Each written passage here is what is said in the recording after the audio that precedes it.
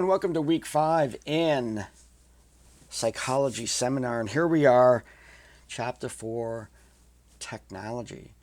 Technology introduces the fact that we use online resources. Some classes are only available online. We use lots of digital tools. The course books are digital books, unless you buy the print ones. Lots of technology involved in higher ed these days. So this chapter focuses on those pieces. Now, there's a discussion and a sort of assignment, and then our next special discussion. So the discussion, which people have already started, and that's fine, is what is your comfort level with technology? What's your favorite technology? How does it work for you? Are you good with it? Planning to buy something else? Those kind of things. It's a general discussion to see where you're at with that. Then I introduce the notion of Zoom. Now, Zoom is ubiquitous. Zoom was a lifesaver during the pandemic. Even though there are other conferencing software, Zoom sort of rose to the top. Its ease of use, ability for free accounts, so you could have short meetings at least without paying anything and whatnot. I ended up getting a paid account so I could schedule more and I could keep meetings on for a long time and stuff like that. And I've kept that just because it's really not that much money and it's convenient to have that ability. Now, we don't need to set up a Zoom meeting at all to do the next part of our advising component. You have all done, and I'm very happy with this class. Everybody has done and communicated with me about that planning sheet. That's your guide. We kind of looked at next semester already.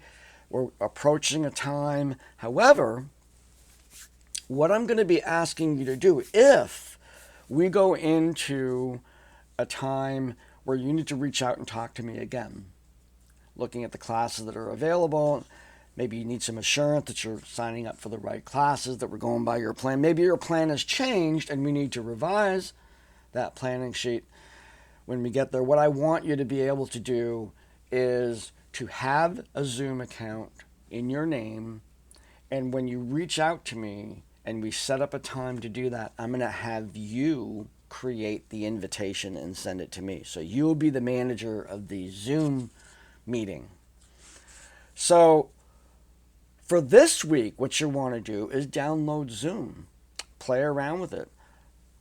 Set up a meeting with a friend. Play around with all those tools that allow you to put happy faces and raise your hand, and you can change your name. It can be anything you want, that appears on the screen. You can do background effects and all that stuff.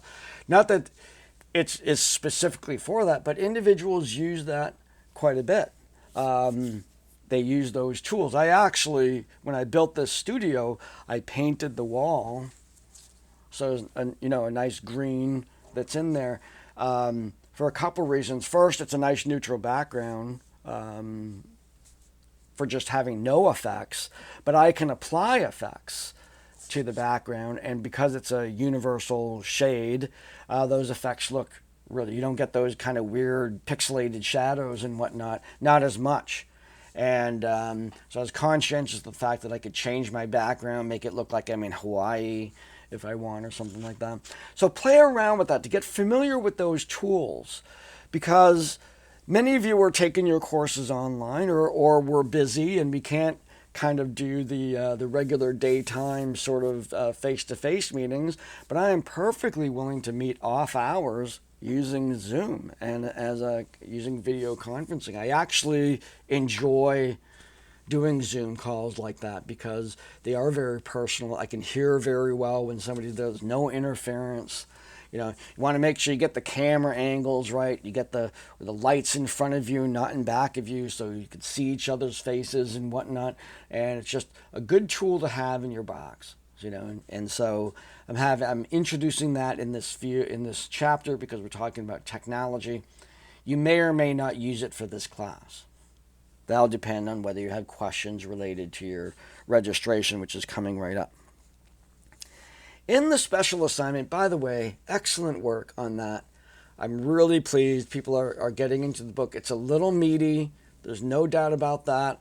There's some good critical thinking going on. There's some good, like, wow kind of quality to it, which is with my experience with it. And I think it's a good mindset to have.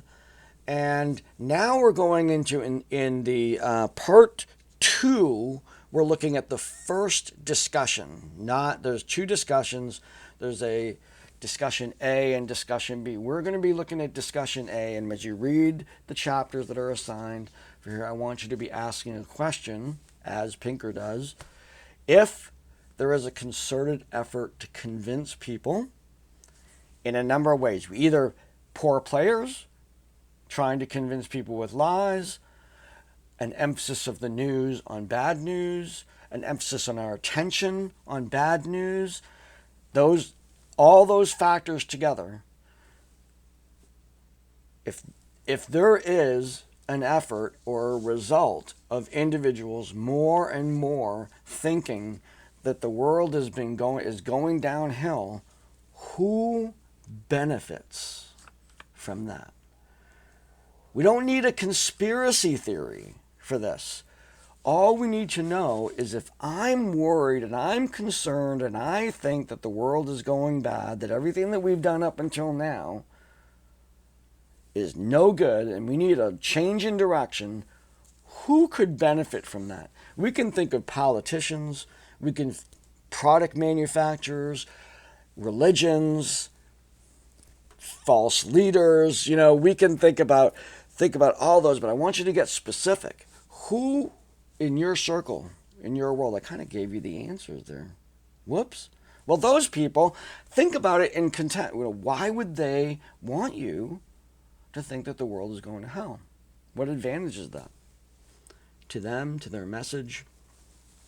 So this perspective, at this point, I want to make sure you understand this perspective does not Pollyannish. We're not saying that there's not bad things going on. There's plenty of serious things going on right now that we need to attend to. And we're not blind to those things. The real issue here is that while we are immediately dealing with the things that are right in front of us, we have to keep in mind that the big picture, things have been actually going in the right direction. The big picture. There's a lot of granularity that gets missed when you're at 30,000 feet. When you're really down close to the ground and you're feeling the prices of groceries and you're worried about the war in Ukraine, you're worried about the division in our politics and absolutely crazy things that some politicians are saying right now. Wow. Even though that's going on, we want to make sure that we understand all the things that we've been doing up until now. And they've had those issues too. The past is full. The past is full of tyrants. The past is full of false information. It's all that. We're feeling it.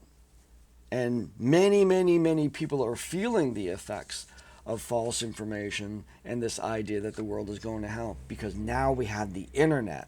The internet has become a tool that translates this information even more rapidly and even to more people. It was easy to be, relatively speaking, it was easy when you only had a few sources of information beyond your community. It was easy to be relatively immune to that. Relatively.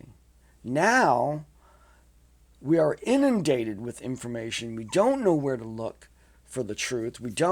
So we have to develop a philosophy that both reacts to the realities of issues that are right in front of us, but maintains that the statistics of our world actually point in a world that has been going in a positive direction for quite some time.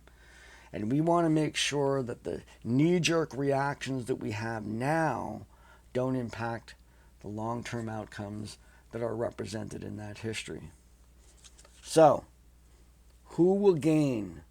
That's the study here. That's what we're looking at. Who gains from a perspective, widespread, that the world is going to hell?